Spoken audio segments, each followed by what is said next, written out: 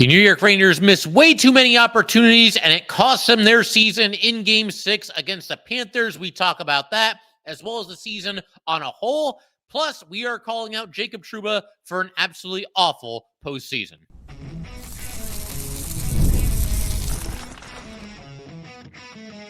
You're Locked on the New York Rangers, your daily podcast on the New York Rangers. Part of the Locked On Podcast Network, your team every day. Welcome back, Blue Shirts fans, to episode number 1081 of the Locked On New York Rangers podcast. I'm your host, John Chick. Just want to thank you guys, as always, for making Locked On New York Rangers your first listen every day. We are free and available on all platforms, including YouTube. And today's episode of Locked On New York Rangers is brought to you by FanDuel. Make every moment more. Right now, new customers get $150 in bonus bets with any winning $5 bet. That's $150 with any winning $5 bet. Visit FanDuel.com/LockedOn to get started. And so, of course, tough episode. This is always, for me, the toughest episode to record of the entire season, the postseason, the regular season, the preseason, the offseason. The episode where we know that the Ranger dream of lifting the Stanley Cup over their head is not going to come true for at least one more season. And obviously, you know, that's the case today because last night the Panthers closing out the Rangers in 6 games, 2-1. You know, that late goal by Panarin to give us just a little bit of hope, but Panthers were the better team. I mean, that's really what it comes down to. I feel like the Panthers overall in this series were just a little bit better than the Rangers in just about every aspect of hockey. I would certainly give goaltending to the Rangers, but other than that, you know, Panthers had the edge in physicality, in special teams. Their star players outplayed our star players. You know, the list really goes on. And you see the result. I think, you know, Panthers in 6 is probably a pretty fair way for this series to conclude. You know, you see people saying, oh, Rangers should have been swept. Let's not go nuts here. You know, all 6 of these games were close. All 6 games either went into overtime or they were 1-goal games with less than 4 minutes to go. So this was a battle, and obviously Igor had a lot to do with that, kept the Rangers in a lot of these games. That being said, Rangers just weren't good enough to get it done against what I thought was just an excellent Panther team. But the biggest reason for me why the Rangers, you know, lost Game 6 specifically, and we'll have an episode, the one after this one, where we look at the series as a whole and just kind of have our final thoughts on everything that went on between the Rangers and Panthers. But to really kind of hone in on this game, the biggest issue for the Rangers in Game 6 was the fact that they did not capitalize on any of their scoring chances. We said coming into the series, and I might have even mentioned it after, you know, a couple of games, you know, 2 games or 3 games, whatever it was, that when you're playing a team like the Panthers, that's as deep as they are and as tough as they are, as strong on the forecheck as they are, as physical as they are, just as good as they are, you have to understand that you're only going to get so many scoring chances. And the Rangers are not a high-volume shots on goal team in the first place. They certainly were not in the playoffs. And you've got this great defensive team to deal with. You've got Bobrovsky to deal with as well, try to solve him. Obviously, a great goalie. You put all those things together, and that leaves me with the conclusion that you absolutely must convert on whatever scoring chances you get. I mean, you're not going to convert on all of them, obviously, but you know what I mean. You got to cash in when the opportunity presents itself, and the Rangers literally did anything but that in Game 6. Love Vincent. We got a couple examples here. Love Vincent Trocheck. Love what he brings to the table. He's one of the absolute last players that I would ever blame for what happened to the Rangers here, for them being eliminated in 6 games against the Panthers. But the Rangers got off to a pretty good start in this game, spending some time in the offensive zone at least. And then, you know, about 4 minutes in, Vincent Trocheck with an offensive zone penalty. And Trocheck's awesome. You know, one of my favorite players, one of the guys who really showed up in this playoff run. But he's got to stop doing that. You know, that's his one Achilles heel. The guy has an excellent all-around game. Other than that, there was no reason to take this penalty. I know he dropped his stick to try to, you know, get himself off the hook, but it just didn't work, and he goes to the penalty. And the Panthers didn't score, but it takes the wind out of your sails at least a little bit. Another big one was Jack Roslovic missing the empty net. You had Brodzinski zipping into the Panthers zone. He gets taken down on a rush, and interference is called, but the Rangers still have the puck. You get a shot on net. The rebound goes right to Jack Roslovic on the other side. The net is wide open, and he shot it way over the net. Didn't even come close to scoring.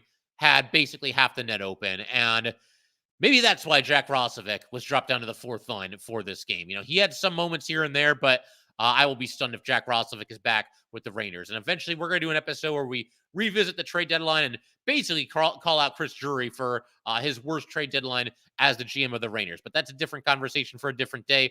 Right now, as I said, we're going through these missed opportunities. The other big one, and like it or not, this is going to be one of the lasting images of this playoff series here. The tap in that wasn't, the one that skipped over the stick of Mika Zibanejad. This play was an absolute gift from the hockey gods. You will not get a more fortunate bounce than the Rangers got here. You had K'Andre Miller taking a shot, and based on where this puck hit the boards, he must have missed the net by at least 6 feet, if not more. And he wasn't, he was kind of in the center of the ice, maybe a little bit of an angle, but him missing the shot by so much actually worked to the Rangers' favor because it bounced off the boards. It comes right back in front. Bobrovsky was, he tried to get the puck when it went by him, when it bounced off the boards and went by him and went in front of the net, and he wasn't able to do it. And Mika Zibanejad is there. He's got a defender on him, and yeah, the puck took a little bit of a bad hop. I don't care. You have to bury this. Mika Zibanejad closes out the playoff run with, I believe, 11 straight games without a goal. Just was not good enough. I know that people point out that after he got that cross check in the back from Brent Burns, he was never the same, and that's fine. I don't care, though. In this situation here, when you consider everything that's happened in this series, and you consider the fact the Rangers are down 3-2, and they got to win this game, and they got to figure out a way to, get the puck in the net a couple of times. And as I mentioned, we know how few and far between the scoring chances are going to be against this Panther team, regardless of how the Rangers are playing, or regardless of how any Panther opponent is playing against them. Your scoring chances are going to be very few and far between, as I mentioned. And you get, like I said, a golden gift from the hockey gods here. Puck bounces off the back. It comes out in front. And yes, it took a bad hop. I don't care. He's got to find a way to get his stick on this and bury it because there was nothing to stop this puck from going in. All Mika had to do was make even decent contact with this puck. Even if he shanks it a little bit, that puck's still going in the net because the net's wide open. Was not able to do it, and just an enormous missed opportunity there. And one more that I'll throw in there. There were probably a couple more other than this, but another big one was, I mentioned the Panarin goal. That gives us, just that little flicker of hope at the end of the game. And, well, all right, at least we're going to go down swinging. At least we have a chance here, Down 2-0. You get the goal from Panarin, a minute 40 to go in the game. And unfortunately, there just weren't really any great chances after that for the Rangers. You want at least those 1 or 2 chances in the last minute 40 there where we start to get excited and your arms start to go up and at least force Bobrovsky to make a really tough save or, something. Unfortunately, they were able to get possession and everything. Mika had a shot from a sharp angle, a decent shot, I guess, but never really got that moment where we thought oh man, the game is going to be tied. And the Panthers then kept clearing the zone. They were doing a great job getting it out of their zone, but avoiding icing. And Rangers have to go back and fish the puck out of their own zone. And the time's running out. And that's exactly what happened. The time did run out with the puck, pinned against the boards there. And, yeah, unfortunate. Just too many missed opportunities. You got to cash in at least a couple of those. And that's the crazy thing. All those chances I just mentioned right there, if they had converted on any of them, that they would have, this would have been a tie game at the end here, and you would at least gone to overtime and at least have a chance at it. We all would have had heart attacks watching game 6 in overtime. Be that as it may, again, at least they're still in the game, and at least they would have had a chance. So going to keep everything rolling in just a second. There were a lot of Ranger players in this playoff series that, just did not play their best. They're certainly capable of more. And obviously a lot of them played better earlier in this playoff run. There is one player, though, that we have to call out in a major way here in a second. And that is the Ranger captain. That is Jacob Trouba. We're going to talk about him and his just god-awful run in the playoffs here. I don't know what happened. We'll get into it in just a second. But we will do that, like I said, in just a minute here. All right, we just want to take a minute to let everybody know that today's episode of Locked On New York Rangers is brought to you by eBay Motors. Passion, drive, and patience, the formula for winning championships, is also what keeps your ride or die alive. eBay Motors has everything you need to maintain your vehicle and level it up to peak performance. Superchargers, roof racks, exhaust kits, LED headlights, and more. Whether you're into speed, power, or style, eBay Motors has got you covered. With over 122 million parts for your number one ride or die, you will always find exactly what you're looking for. And with eBay Guaranteed Fit, your part is guaranteed to fit your ride every time or your money back. Because with eBay Motors, you are burning rubber and not cash. with all the parts you need at all the prices you want. It's easy to make your car the MVP and bring home those huge wins. Keep your ride or die alive at ebaymotors.com. Eligible items only. Exclusions apply. eBay guaranteed fit. Only available to U.S. customers. All right, we just want to go ahead and thank everybody, as always, for making Locked On New York Rangers your first listen every day. We are free and available on all platforms, including YouTube. And for the everydayers, you guys are definitely going to want to stick around because it might be the off season, but you guys know that we never really take a break here on Locked On New York Rangers. It's 5 episodes a week every week. We have a lot of fun. Obviously, there's been more fun times than this because the Ranger season just ended, but we're going to keep everything rolling. Next episode, we're going to wrap up. Take one last look at this Ranger-Panther series as a whole and just try to figure out everything that went wrong and why the Rangers are no longer playing hockey. We are also going to talk about the possibility of a Jacob Trouba buyout and whether the Raiders would actually have the guts to make such a move. We'll talk about that. We'll look at all the UFAs, the RFAs. Rangers have a lot of decisions to be made here, and also going to, at some point, call out Chris Drury. I think overall he's done a good job for the Rangers. He did not do a good job at all at the trade deadline. And we now know that for a fact. We didn't know for sure because we didn't know how this season was going to end. And, it felt underwhelming at the time. But, hey, maybe it works out. It didn't work out. Nobody that he acquired really did a whole lot of anything to help the Rangers. And maybe that's a little harsh, but that's kind of the cold, hard truth of it. But there's somebody else on the ice that we got to call out right now, and that is going to be Jacob Trouba. And you guys know, I mentioned the everydayers a second ago. It's pretty rare for me to really go all in on one player and just kind of, it's not my style, man. I don't want to come on here and just bash every single player on the New York Rangers, especially when they're having a great season. So many players having career years, best record in the NHL. I mean, you guys know the drill here. So we don't usually do this. I got to single out Jacob Trouba here. And I already know there's going to be some people saying, and it's fine to say this, by the way, it's completely cool. But there's going to be some people saying in the YouTube comment section or whatever it might be that like, oh, why Trouba? What about Mika Zibanejad? What about Chris Kreider? What about Panarin? What about Fox? What about Miller? You can throw all those names out there for sure, too. And we're going to get to those guys in some future episodes. I mean, we got a pretty lengthy offseason here, even with the Rangers making a deep run. We will get to those guys. As I mentioned in a recent episode, though, when those guys are on the ice, most of them that I just mentioned, you can at least believe that, okay, they're slumping, but they're good players. They pile up points, and at some point or another, it's possible they get it going. And, for all the abuse that these players have taken and will continue to take, you look at the point totals. And let me preface this by saying I realize points are not everything. And the point totals that I'm about to throw at you guys are really going to back that up because it's just a great example of, points aren't always like going to equate to that guy was awesome. Mika Zibanejad had 16 points in 16 games for as poorly as he played down the stretch here. Chris Kreider, 12 points, including 8 goals in 16 games. Artemi Panarin, 15 points in 16 games. So, again, to me, this is a case study of why point totals don't mean everything. Obviously, their play, all three of those guys, left something to be desired in this Florida series here. But again, my point here is that at least these guys, you could believe that eventually they'll make something happen and they'll get it together. I am at the point now where I don't know a single good thing that's going to happen whenever Jacob Trouba is on the ice. I can't figure it out. And I have defended Jacob Trouba at times in the past. He can be something of a polarizing Ranger. And I'm usually glass half full, and I'll go to bat for certain players when I'm seeing some good things that maybe other fans aren't seeing, or they're not seeing enough good things from players, and they really go after them. In the past, I've kind of put over Trouba for his leadership role. I think he stepped into the captain role nicely, and some people might disagree with that. I think there's at least times, though, where he holds them accountable. And the other good thing about Trouba is he brings physicality, which is obviously needed when it comes to playoff time.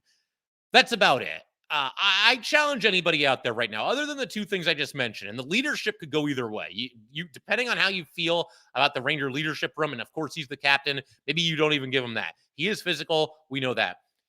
I challenge anybody, all the Trouba supporters, and he's got his fans for sure. And again, I have defended him at times. What else is this guy bringing to the table? This is a guy that we pay $8 million. I mean, we don't do it, but the Rangers pay $8 million a year to Jacob Trouba. He is the 4th highest paid player on this team. And in this Panthers series, just about every single game, he was the worst player on the ice. And that's not an exaggeration. And, for the physicality and everybody that's going to hang their hat on that, okay, fine. He is physical. I'll give you that. Is he the only physical player in this league? And can we not find a physical player who's a little bit less expensive than $8 million per season, which is what Jacob Trouba is making? And I think the everydayers, you guys will probably agree with this. I'm usually pretty open-minded on here. I'll have my opinion on something, and maybe somebody disagrees, and I'm usually, okay, so why do you feel this way? Why do you feel that this guy shouldn't be on the power play? Why do you feel that this guy is the worst player in the history of the New York Rangers? Why do you feel that, the Rangers should go with Jonathan Quick over Igor Shesterkin? I'll at least hear everybody out on things like this. I can't even pretend to, take this seriously. If there's anybody out there, because Trouba does have his fans, and there's probably some even listening to this, and that's fine. If Jacob Trouba is your favorite player, more power to you. That's cool and everything. There is not a single Ranger fan or even a single hockey fan left out there that can possibly make the case that this guy is worth $8 million per season. It's absolute lunacy. He's not worth anywhere near that price tag, and he never will be. And I'm tired of pretending otherwise. I'm tired of trying to sugarcoat it. He was absolutely awful in this playoff series. He's a complete liability every time he's on the ice. And there is no way that anybody could have watched really the whole playoff run, but especially this series against the Panthers here, and come away with the idea, yeah, Jacob Trouba, $8 million per season, what a steal. Or he's making every penny. He's worth every penny of what the Rangers are playing him. There is not a hockey fan on this planet that can watch what we just saw and come away with that conclusion. I got to be brutally honest about this whole thing. And, to kind of really wrap up just a fantastic playoff showing for Jacob Trouba, he was basically solely responsible. I shouldn't say that. There's other players on the ice. Gustafsson, for some reason, he loves that play to clear the zone by lifting the puck into the air. And there's a time where that can work, and there's a time to do that. But he became way too reliant on that. But that's what he does here in the first period. And, the Rangers, with Gustafsson clearing the puck that way, they get into the neutral zone. Panthers bring it right back in. You got Bennett going up the left side with the puck. He's got Rodriguez to his left along the boards. And Bennett gets over the blue line. They're just onside on this play. Rangers took a look at it, did not challenge. Trouba, for some reason, he's there, he's in position. He's in a good spot. He, for some reason, tries to hit Rodriguez, who is along the boards. Rodriguez, and he completely whiffed, by the way. Completely whiffed because he's bad at hockey. And by the one thing that the one aspect of this that nobody really looked at, and it's definitely the truth, is that if Trouba had actually made contact with Evan Rodriguez here and it's called properly by the referees, that's an interference penalty. It's a clear as day textbook interference penalty because Rodriguez did not have the puck up to this point. It's not like he had just passed it to Bennett and, Trouba's finishing his check. Rodriguez had not touched the puck on this play. Trouba tries to hit Rodriguez, completely misses. The Rangers are scrambling, trying to get into position. You get a little give and go from Bennett and Rodriguez, and Bennett shoots and scores. It hit all three posts. And just like that, the Panthers take a 1-0 lead at the end of the first period. And obviously, really tough to give up a goal late in periods. I don't know what Jacob Trouba was thinking on this play. But then again, I don't know what in the world he was thinking on the play in overtime in Game 4, where he, while killing a penalty, just darted from the center of the ice and in front of the net there and tried to, hit Tkachuk, who was on the boards and in no position to really do much of anything. So I have no idea. I also have not seen this suggested, but I don't think it can be ruled out. Did Trouba do this because of his own little personal thing with Evan Rodriguez? Did he realize it was Rodriguez coming into the zone and, I don't like this guy, so I'm going to go after him. I'm going to try to lay a big hit on him. If he did, it's even more inexcusable. You can't let your little personal vendetta dictate the way you play in a Stanley Cup playoff game, especially when your team is facing elimination. I don't know for sure if that's why Trouba did that, but then again, I don't know why he tried to hit a player that did not have the puck and left the center of the ice wide open for Bennett to continue to go there. I just do not understand that in the slightest. Another thing that really annoyed me, and it's probably not that big of a deal, but the third period starts, Rangers are down 1-0, and okay, we need a fast start here, and let's go. Clean sheet of ice out there. The ice is clean. Let's get the equalizer. Let's pedal to the metal kind of stuff here. Jacob Trouba and Erik Gustafsson were on the ice to start the third period for the Rangers. Why? Why would they be out there? You could go with either of the other two defense pairings, and I'd be completely fine with it. I mean, do they just want to get their shift out of the way? do they feel better? Like, you know what, let's put them out there for a neutral zone faceoff instead of a defensive zone faceoff or an offensive zone faceoff. Let's just get their shift out of the way early here. Honestly, I would accept that more than the idea of like, oh, that's the pair to start for the third period here. I would accept that a little bit more. But you look at everything Trouba did in these playoffs and everything he didn't do. 5 minor penalties in the 6 games against the Panthers, 5 minor penalties in the 6 games, against the Canes. If you go back to 2 years ago against Tampa, and I hate doing this, and at the time I kind of just said, well, tough playoff series, it happens, whatever. But Jacob Trouba killed the Rangers 2 years ago against the Lightning. They were up 2-0. He takes all those penalties in game 3. Game 6, the Rangers just tied it late in the third period. I think there were like 5 minutes left. And I don't remember who scored on the Lightning. It was one of their big name players, either, Stamkos or Kucherov, but they absolutely just toasted him, just went right by him and scored a goal and went right back on top just like that. So with all that said, I think a buyout is something the Rangers really need to consider. And I think this is something that should and we'll certainly talk about it more, going forward here on Locked On New York Rangers. We'll do that sooner rather than later, probably at some point this week. But, you're going to have people saying like, well, he's the captain, you can't do that. Really? I mean, Ryan Callahan got traded. Ryan McDonough got traded. Those are the last 2 Ranger captains. Both of them were traded, and both of them were still good players when the Rangers dealt them. Jacob Trouba is not a good player. Sorry. And it's not even at the point where it's like, well, he's a little bit overpaid. No, we know that. We know that for a fact. He's just not a very good player. And it was on full display through this entire playoff run here. I don't know if the Rangers will do this. If they actually do buy him out, certainly one of the things we'll talk about here on Locked On Rangers is going to be, okay, who should be the next New York Ranger captain? And I'm not going to go into too much detail on that now because, we're getting way ahead of ourselves. I don't think, there's really any sense in going too deep on this right now.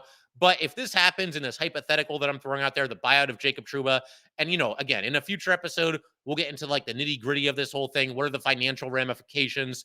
How much money do the Rangers save now? How much does it cost them later? All that good stuff. But if there's another name that I could throw out there for the next Ranger captain, if this does happen, and that's a big if, but if it does happen, it's Vincent Trocheck. Vincent Trocheck brought it every single night in the playoffs. He played great hockey. He was always out there battling.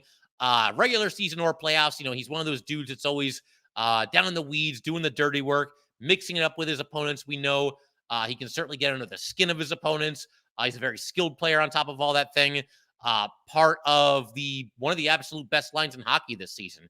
And all 3 of those guys, Panarin and Trocheck and Lafreniere had career seasons, and there's a lot of give and take going on with all 3 of those players. But Trocheck centering that line, and both of his wingers had career best seasons. He's on the power play, he's on the penalty kill. The dude does it all, wins faceoffs. You watch the end of this game here, and he's the guy going over to Igor Shesterkin and hugging him and trying to console him, and I'm sure telling him he played an unbelievable series. And that's the guy that to me looks like the leader, looks like the guy that could lead this team going forward. And there's other names you could throw out there if Trouba's no longer here and everybody's like fantasy booking all these trades and everything and these buyouts.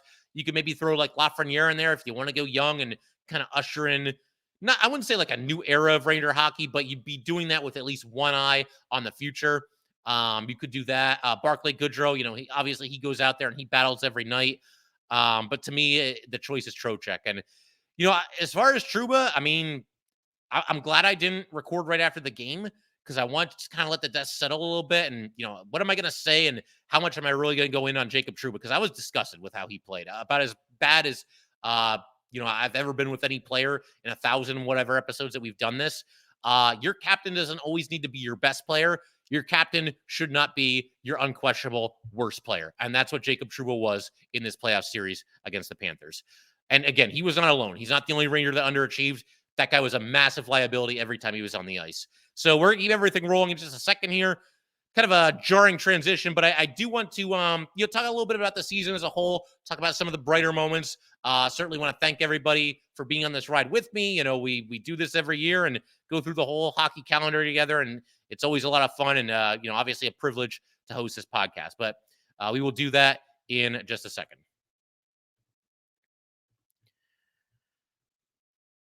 All right, we just want to go ahead and take a minute to let everybody know that today's episode of Locked On New York Rangers is brought to you by FanDuel. It is winner take all time in the NBA and the NHL, and FanDuel is giving you a shot to bring home a big win of your own. Right now, new customers get $150 in bonus bets with any winning $5 bet. That's $150 to bet on spreads, money lines, player props, and much, much more. Visit FanDuel.com/locked on and make every playoff shot count.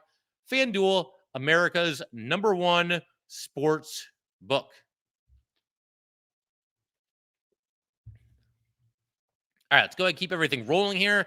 Obviously, just want to thank you guys again for being on this ride with me through this whole thing. And I hope that, even though obviously this is a rough way to end the season, I think a lot of us were, feeling this team this year, obviously. And, hey, they were right in it. I mean, they got to the conference final, and I think any team that makes it that far, you've certainly got a shot at it. And obviously, it just didn't work out. Panthers were just a little bit better in just about every aspect of the game. And again, you see the result. I think the result of the Panthers winning in 6 games certainly reflects that. But hopefully everybody got some enjoyment out of watching Ranger hockey this year on at least some level. Obviously, there were some big moments and some cool storylines. Panarin with 125 points, and Lafreniere finally coming into his own and looking like a true bona fide superstar in the making. You could say Lafreniere is a superstar right now, depending on your definition. But if you believe that like superstar is only like the top 10 or 20 players in the league, we're seeing a lot of evidence that Lafreniere may yet get there, and maybe as soon as next season. Igor being Igor, another fantastic season for him. I think while we're talking about goalies, the resurgence of Jonathan Quick, I mean, that was a lot of fun, seeing him kind of turn back the clock and really put in some good work for the Rangers this season. You think about, some of the younger players like Will Cooley, obviously having a really strong rookie season, and that's something that he can build on. Rempe Mania, I mean, he got everybody going and came up and kind of took the league by storm, and that was a lot of fun at times. I think a really cool kind of under the radar storyline for me is Johnny Brodzinski becoming an NHL regular for the first time at the age of 30. I mean, you talk about somebody that persevered and stuck with it, and actually, at times looked good in Game 4. Obviously, limited ice time, but we'll see. Decent chance, I think, that he could be in the starting lineup next year. It'll be close. He'll either be like the 12th forward, the last guy in the lineup, or the 13th forward, the first guy out of the lineup. But we'll see how that goes. And he is under contract for the next 2 seasons. Other things, 11-1 in February. That was a lot of fun. 5-0 road trip in Canada at the start of the season with the Rangers kind of establishing themselves as, we're going to be a big time team this year. Certainly the outdoor game against the Islanders. I mean, what a crazy game that was, winning in overtime, and the 2 goals with Igor Shesterkin pulled. And even in the playoffs, as rough as this ending was, you got Barclay Goodrow turning into Wayne Gretzky. I mean, that was awesome. Philip Hedl making his return. Only played 10 games this season, missed months and months and months with concussions, and fell down during practice when he was trying to get back. And we're not even sure if he's ever going to play hockey again. Just the fact that this guy got back on the ice and played NHL hockey, that was pretty cool too. I hope he's okay, and we'll see what it's looking like for Philip Hedl next year. But nice to see him get back. A lot of people mad at Chris Kreider right now, but the Kreider natural hat trick, that was obviously a lot of fun to eliminate the Canes, winning 4 playoff overtime games. I mean, how is that not awesome? That's they really gave us a lot of cool moments this year. The thing that sucks though is that all these moments did not lead to a Stanley Cup. Just like things in the past, when you look at the last 10 years of Ranger hockey, obviously no cups. It's been 30 years now after 54 years before that, and 1 cup in 84 years. And I'm sure, opposing fan bases will remind us of that as if we're not aware. But the thing that's kind of rough is that, you see all those moments and, you can look back on them fondly for sure. Everything I just mentioned there. And you look back in the last, decade or so of Ranger hockey, you've got 2 different 3-1 playoff series comebacks against the Penguins, a 3-1 comeback against the Capitals, Derek Stepan in overtime in Game 7, Artemi Panarin in overtime in Game 7. Marty St. Louis with the Mother's Day goal. That was awesome. And obviously that led to the Rangers knocking the Penguins out of the playoffs, making it to the Cup Finals in 2014. Amazing run that season. And, Henrik Lundqvist and now Igor Shesterkin putting on just these goaltender clinics in the playoffs. We've had a lot of really exciting, really fun moments, things that are fun to look back on. I mean, I'll watch these plays on YouTube every now and then. I'm sure some of you do as well. So many cool moments over the years, but all these memories kind of fall under the bittersweet category because whether it's the Marty St. Louis well, he actually did score a big overtime goal against the Canadians. That's one I didn't think of in the playoffs. But whether it's the Marty St. Louis Mother's Day goal, whether it's the 3-1 comeback 2 years ago against the Penguins or 10 years ago against the Penguins, or it's Igor Shesterkin just turning in these godlike performances in the playoffs and Henrik Lundqvist before him, all these moments, none of them, at least as of now, led to a Stanley Cup. And that's just a total gut punch. And do we ever get the perfect ending? I mean, is that ever going to happen for us? Sam Rosen all those years ago when the Rangers won the Cup in 94, just an iconic call, legendary call by Sam Rosen. The waiting is over. The New York Rangers are the Stanley Cup champions, and this one will last a lifetime.